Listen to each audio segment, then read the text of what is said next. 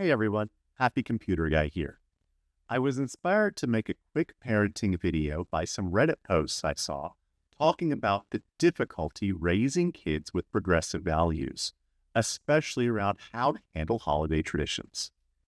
It got me thinking about how my wife and I approach this with our own kids. We try to create a supportive environment where they feel confident in who they are and empowered to make their own choices. One of the big values in our house is honesty. So we never told our kids that Santa Claus or the Tooth Fairy were real. We've always felt it's important for them to be able to distinguish between reality and fantasy. But as they got older, they also started to understand the concept of make-believe and the importance of not spoiling other people's games. Around 3, we told my son clearly that mommy and daddy were Santa Claus, but never to ruin anyone else's make-believe that he was real. We presented it as some people like to make believe he is real, and we do not want to ruin their fun. Recently, my son lost his first tooth. He was so excited about the Tooth Fairy. Just to check in, I casually reminded him one night, the Tooth Fairy is mommy and daddy. He looked at me like I was a bit slow and said, I know, Dad, then went right back to being excited. He didn't need it to be real to enjoy the experience. Knowing seemed to dilute his excitement about getting money for a tooth zero. This philosophy extends into every part of how we raise our children. When my son chose a pink jacket at the store, my wife gently mentioned it was in the girls' section, also mentioning that she sometimes buys clothes from the men's section and in fact was wearing a jacket from the men's section that day. But he loved it and decided it was for him. Sure enough, he faced some teasing at school, with kids saying pink was for girls.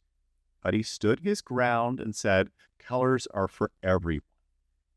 That's something his Montessori school emphasized, and he really owned it. That self-determination is something I find so inspiring. Montessori has really helped us here.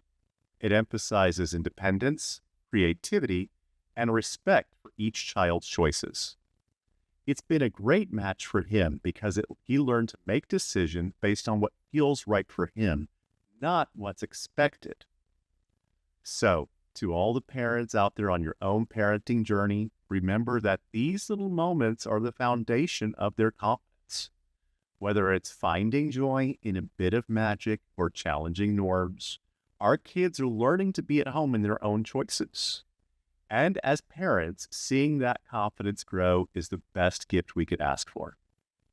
And speaking of traditions, one thing we're big on around here is good old-fashioned trick-or-treating.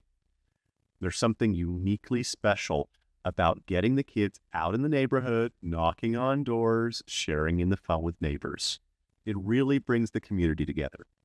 So if you're a parent or even just someone with a front porch light, I encourage you to join in next Halloween. That's the kind of magic we can all make just by showing up. Thanks so much for spending this time with me.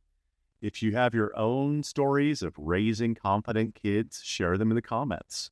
I'd love to hear them. And what values are most important to you as a parent? Let me know below. I'll be back with tech next time, but for now, happy holidays to everyone. Celebrate in a way that feels right for your family, and may you find joy in every color of the season.